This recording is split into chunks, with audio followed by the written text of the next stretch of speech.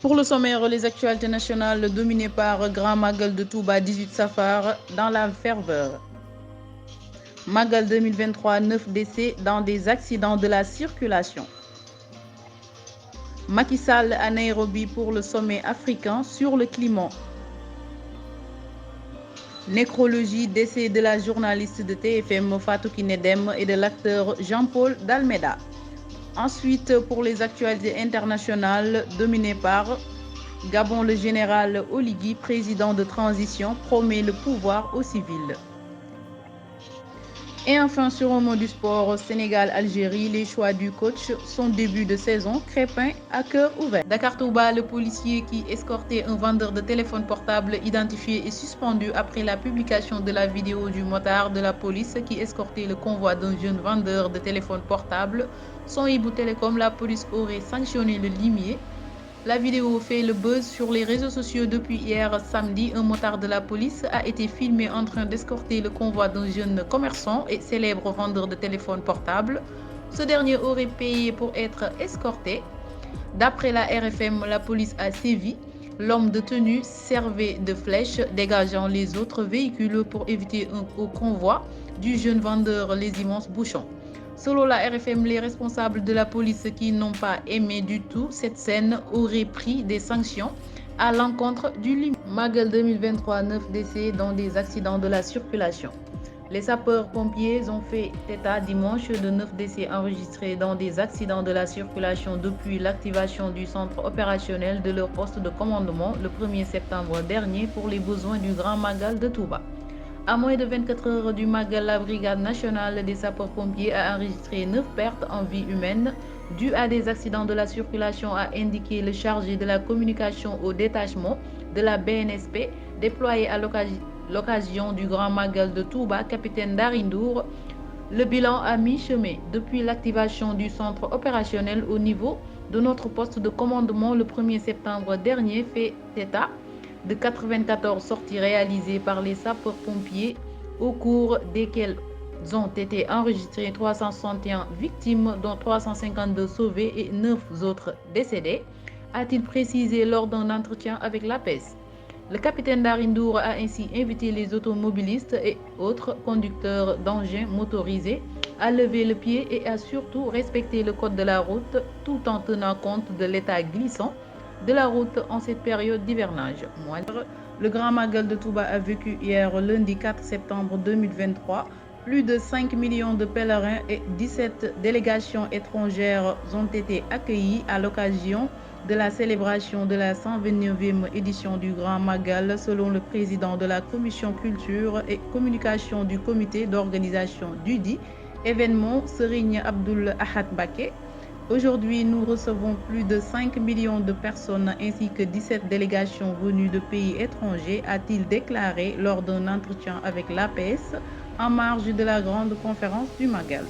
Il a précisé que cette rencontre qui se tenait habituellement dans la nuit du Magal a été déplacée cette année dans la journée afin de permettre aux hôtes d'assister à la cérémonie officielle du Grand Magal prévue mardi matin. La présence de toutes ces familles religieuses, officielles et délégations qui nous viennent de pays différents, dit-il, témoigne de la dimension internationale du Magal connu aujourd'hui à travers le monde. Selon lui, le travail d'arrache-pied effectué par le comité d'organisation a permis dans l'ensemble d'assurer une bonne organisation de cette édition. Macky Sall à Nairobi pour le sommet africain sur le climat. Le président de la République, Macky Sall, a quitté Dakar pour participer au sommet africain sur le climat qui s'est ouvert lundi à Nairobi. Le sommet qui se tient dans la capitale du Kenya est organisé en prélude à la COP28, la 28e conférence internationale de l'Organisation des Nations Unies sur les changements climatiques, prévue du 30 novembre au 12 décembre prochain à Dubaï, aux Émirats arabes unis. Le chef d'État va participer à cette rencontre qui prendra fin mercredi à l'invitation de son homologue kenyan William Ruto. Après le Kenya, Macky Sall se rendra en Tanzanie pour un sommet consacré au système alimentaire en Afrique jeudi et vendredi prochain, selon la présidence sénégalaise. Nécrologie, décès de la journaliste de TFM Fatou Kiné Dème et de l'acteur Jean-Paul D'Almeida. Le monde de la presse et du cinéma sont en deuil avec le décès ce lundi de Fatou Kiné Dème, journaliste présentatrice à la télévision Futurs Médias, et de l'acteur Jean-Paul D'Almeida. Fatou Kiné Dème était très connue, notamment avec le desk santé qu'elle gérait au sein de la rédaction de la télévision Futurs Médias. Après plus de 10 ans de service dans cet organe, Fatou Kiné Dème est terrassé par une longue maladie. L'acteur sénégalais Jean-Paul D'Almeida est décédé ce lundi 4 septembre 2023. Il est parti à la fleur de l'âge. Suite à un terrible accident survenu il y a quelques jours, Jean-Paul D'Almeida était très connu dans le monde du cinéma et de la mode au Sénégal. Son père est d'origine béninoise et sa mère est bissau-guinéenne. Ainsi s'achèvent les actualités nationales. Nous allons aborder la deuxième partie de ce journal concernant l'international. Au Gabon, le général Oligui, président de transition, promet le pouvoir aux civils. Le général Brice Oligui Nguema, qui a renversé Ali Bongo il y a 5 jours au Gabon, a prêté serment lundi comme président d'une transition dont il n'a pas fixé la durée, mais avec la promesse réitérée de rendre le pouvoir aux civils par des élections crédibles.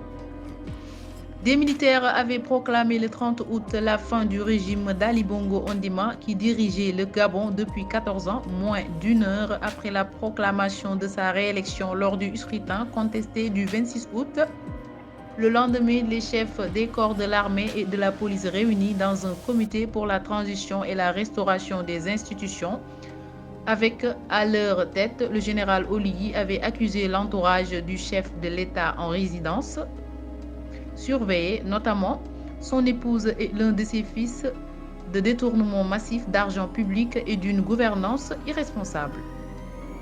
Depuis plus de 55 ans, la famille Bongo dirigeait sans partage ce petit État d'Afrique centrale, parmi les plus riches du continent grâce à son pétrole, mais sous le joug d'une élite accusée par ses opposants de corruption massive et de mauvaise gouvernance. Je jure devant Dieu et le peuple gabonais de préserver en toute fidélité le régime républicain, de préserver les acquis de la démocratie, a déclaré à la présidence devant des juges de la Cour constitutionnelle le général de brigade en costume d'apparat rouge de la garde républicaine, l'unité d'élite de l'armée qu'il commandait depuis des décennies.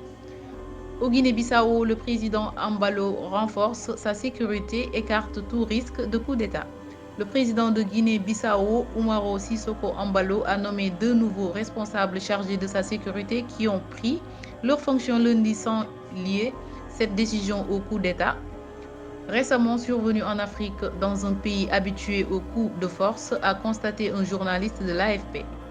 Ces nouvelles nominations ont lié dans un contexte marqué par des coups d'État au Niger et au Gabon, menés par des responsables de la sécurité présidentielle, les généraux Thomas Diassi et Horta Enta, ont été nommés vendredi respectivement chef de la sécurité présidentielle et chef d'état-major particulier du président de la République. Ces 2 postes prévus dans l'organigramme officiel n'étaient plus pourvus depuis plusieurs décennies.